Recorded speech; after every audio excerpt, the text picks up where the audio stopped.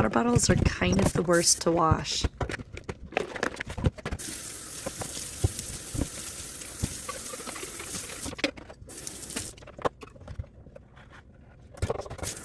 I'm going to show you Bonami. I like to use it for cleaning things like my sink, but also my cast irons. It's really awesome for a safe non-scratch scrub.